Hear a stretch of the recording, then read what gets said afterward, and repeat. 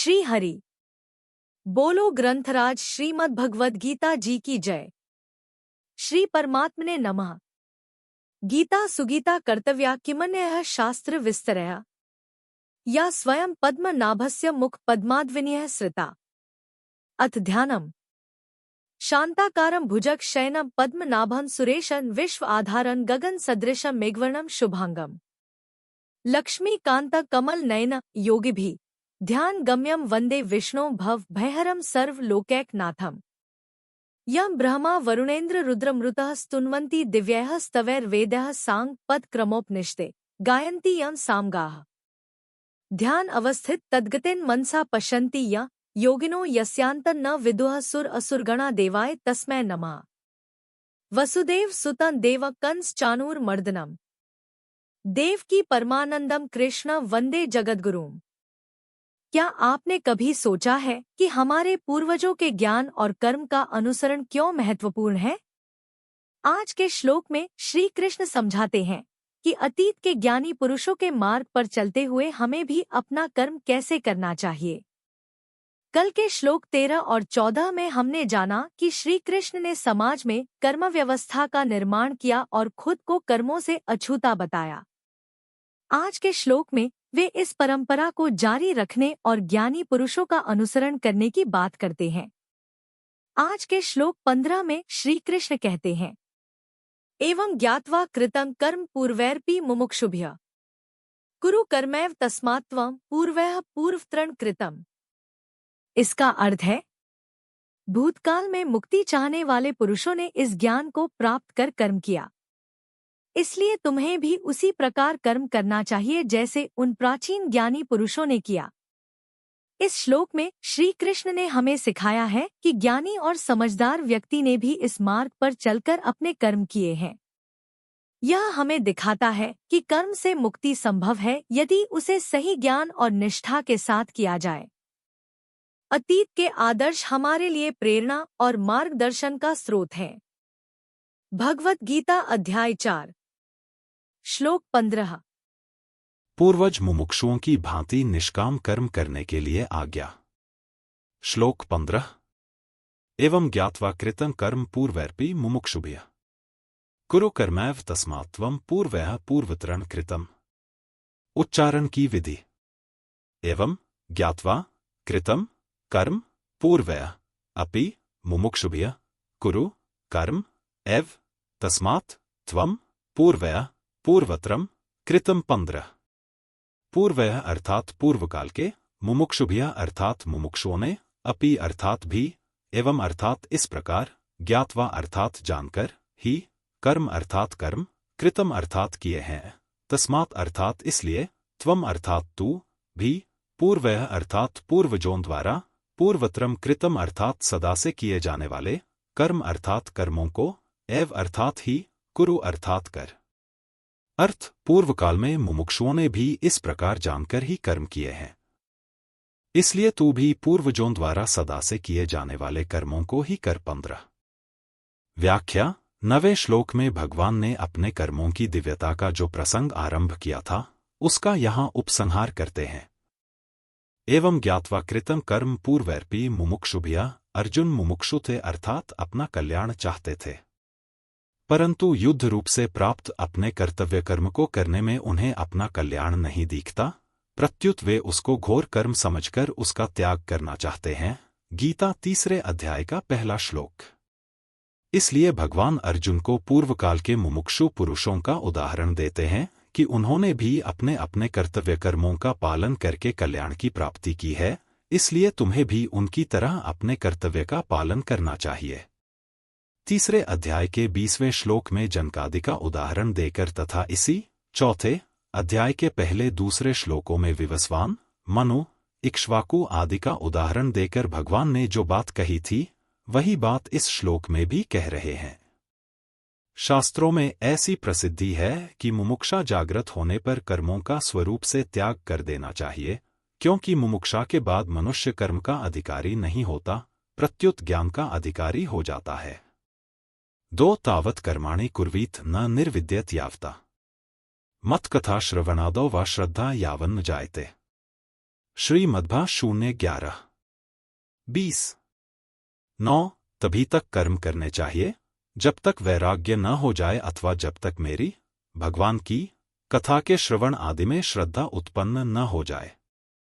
परंतु यहाँ भगवान कहते हैं कि मुमुक्षुओं ने भी कर्मयोग का तत्व जानकर कर्म किए हैं। इसलिए मुमुक्षा जागृत होने पर भी अपने कर्तव्य कर्मों का त्याग नहीं करना चाहिए, प्रत्युत निष्काम भाव पूर्वक कर्तव्य कर्म करते रहना चाहिए। कर्मयोग का तत्व है कर्म करते हुए योग में स्थित रहना और योग में स्थित रहते हुए कर्म करना। कर्म संसार के लिए और योग अपने लिए होता है। कर्मों को करना और न करना दोनों अवस्थाएं हैं। अतः प्रवृत्ति, कर्म करना, और निवृत्ति, कर्म न करना, दोनों ही प्रवृत्ति, कर्म करना है।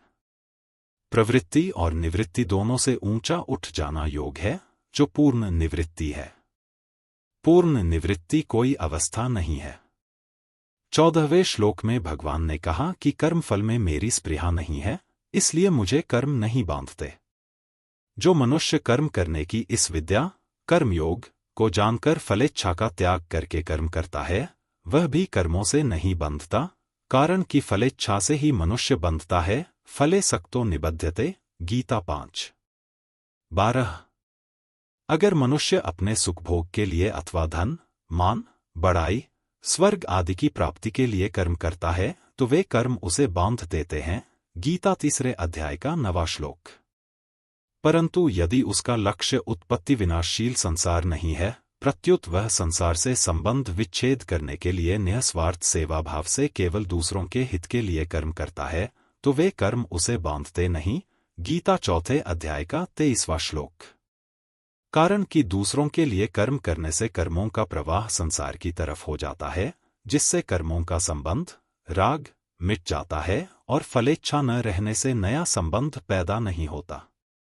कुरु कर्मैव तस्मात्त्वं पूर्वया पूर्वतरण कृतम। इन पदों से भगवान अर्जुन को आज्ञा दे रहे हैं कि तू मुमुक्षु है, इसलिए जैसे पहले अन्य मुमुक्षुओं ने लोकहितार्थ कर्म किए हैं, ऐसे ही तू भी संसार के हित के लिए कर्म कर। शरीर, इंद्रियां, मन आदि कर्म की सब सामग्री अपने से भिन्न तथा संसार से अभिन्न है। वह संसार की है और संसार की सेवा के लिए ही मिली है। उसे अपनी मानकर अपने लिए कर्म करने से कर्मों का संबंध अपने साथ हो जाता है। जब संपूर्ण कर्म केवल दूसरों के हित के लिए किए जाते हैं, तब कर्मों का संबंध हमारे साथ नहीं रहता। कर्मों से सर्वथा संबंध विच्छेद होने पर योग अर्थात परमात्मा के साथ हमारे नित्य सिद्ध संबंध का अनुभव हो जाता है, जो कि पहले से ही है। परिशिष्ट भाव 13वें-14वें श्लोकों में भगवान ने बताया कि कर्तृत्वाभिमान और फलेच्छा से रहित होकर सृष्टि रचना आदि कर्म करने के कारण वे कर्म मुझे नहीं बांधते। यहाँ भगवान कहते हैं कि मुमुक्षुओं ने भी इसी तरह कर्तृत्वाभिमान और फलेच्छा का त्याग करके कर्म किए हैं। कारण कि कर्तृत्वाभिमान और फलेच्छा होने पर ही कर्म बंधनकारक होते हैं। इसलिए तू भी उसी प्रकार से कर्म कर। ज्ञानयोग में पहले कर्तृत्वाभिमान का त्याग किया जाता है, फिर फलेच्छा का त्याग स्वतः होता है। कर्मयोग में पहले फलेच्छा का त्याग किया जाता है, फिर कर्तृत्वाभिमान का त्याग सुगमता से हो जाता है। संबंध पूर्व श्लोक में एवं ज्ञात्वा कृतं कर्म पदों से कर्मों को जानने की बात कही गई थी। अब भगवान आगे के श्लोक से कर्मों को तत्व से जानने के लिए प्रकरण आरंभ करते हैं। कल के श्लोक 16 में श्री कृष्ण यह स्पष्ट करेंगे कि कर्म का वास्तविक स्वरूप क्या है और इसे समझने का सही तरीका क्या है। यह चर्चा भी बहुत ज्ञानवर्धक होगी। दोस्तों, अगर आपको आज का वीडियो पसंद आया हो और आपने कुछ नया सीखा हो, तो वीडियो को लाइक और शेयर करना न भूलें। चैनल को सब्सक्राइब करें ताकि आपसे कोई भी महत्वपूर्ण जानकारी मिस न हो। आप अपने सवाल या विचार भी कमेंट बॉक्स में शेयर कर सकते हैं। अब ध्यान दें, आज के वीडियो से आपने क्या सीखा, उसे कमेंट में जरूर लिखें। अगर आपके कमेंट पर 9 लाइक्स मिलते हैं और आप इसे अपने दोस्तों और परिवार के साथ शेयर करते हैं, तो आपको और उन्हें 2 महीने का YouTube प्रीमियम सब्सक्रिप्शन जीतने का मौका मिल सकता है, बिल्कुल मुफ्त। अपनी एंट्री सबमिट करने के लिए नीचे दिए गए QR कोड या लिंक पर जाकर डिटेल शेयर करें। ऑफर की वैधता 31 दिसंबर 2024 तक, इसलिए अभी एंट्री करें और इस बेहतरीन मौके का लाभ उठाएं। https://forms.gle/cwmada7hk6zdndy6। कल मिलते हैं नए श्लोक की व्याख्या के साथ। तब तक कीप लर्निंग, कीप ग्रोइंग। बोलो ग्रंथराज श्रीमद् भगवद गीता जी की जय। जय श्री कृष्ण।